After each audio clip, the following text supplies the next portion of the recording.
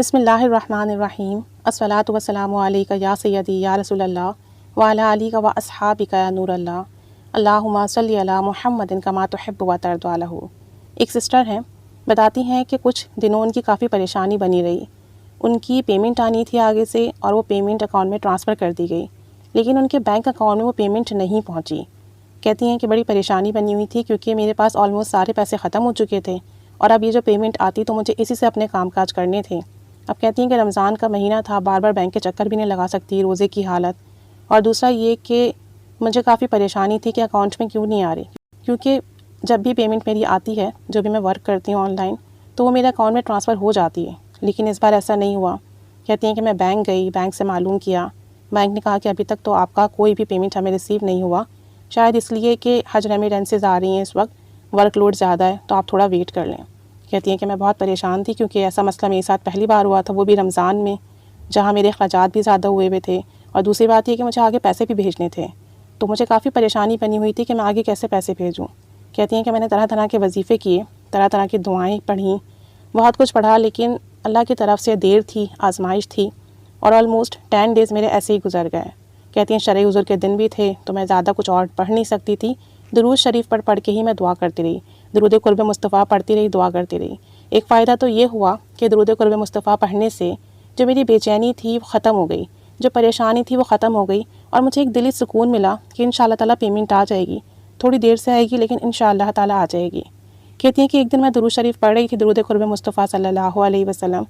اور اللہ تعالیٰ سے دل میں کہی تھی کہ یا اللہ میرا یہ مسئلہ حل کر دے، میری یہ پریشانی ختم کر دے، تو جانتا ہے کہ اس وقت میں پریشان ہوں۔ تو کہتی ہیں کہ مجھے ایک آواز محسوس ہوتی ہے اور کہا جاتا ہے کہ آپ کی پیمنٹ آ جائے گی، آپ پریشان نہ ہو۔ کہتی ہیں مجھے اس وقت دلی سکون مل گیا، وہ کیسی آواز تھی میں نہیں جانتی، لیکن میرے دل میں یہ بات ڈالی گئی، مجھے یہ آواز سنائی گئی۔ خیر بہرحال وہ کہتی ہیں کہ میرے شرعی عذر کے دن ختم ہوئے، اور پھر میں نے 2 نفل حاجات کے پڑھ کر اس کے بعد 3 مرتبہ سورہ یاسین پڑھی اور اللہ کے حضور رو کر دعا کی کہ یا اللہ عز و جل میرا یہ مسئلہ حل کر دے، میری یہ پریشانی ختم کر دے، رمضان کے دن ہے، میں عبادات میں اپنا دل لگانا چاہتی ہوں، تو بس میرا یہ مسئلہ حل کر دے تاکہ میں ایک طرف اپنا ذہن لگا سکوں اور مستقل مزاجی سے عبادت کر سکوں۔ کہتی ہیں کہ میں نے ایک دن یہ نفل پڑھے، دوسرے دن بھی میں نے ظہر کے بعد یہی نفل پڑھ کر اور جو ہے وہ 3 دفعہ سورہ یاسین پڑھی،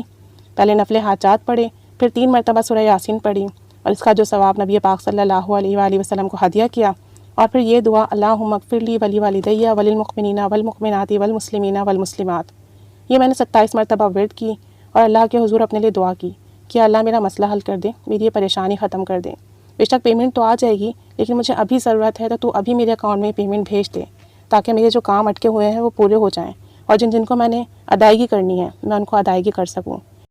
کہتی ہیں کہ میں ابھی دعا مانگ رہی تھی کہ میرے موبائل کی بیل بجنا شروع ہوئی،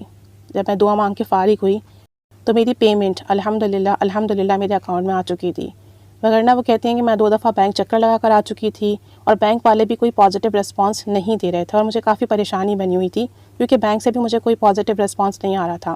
تو کہتی ہیں کہ یہ نفل پڑھ کے اور سورہ یاسین 3 دفعہ پڑھنے سے الحمدللہ 2 دن میں ہی میرا مسئلہ حل ہو گیا، جو مسئلہ پچھلے 10-15 دن سے حل نہیں ہو رہا تھا۔ تو مزید وہ کہتی ہیں کہ اگر کسی کو کوئی بھی پریشانی ہو تو اچھے سے وضو کر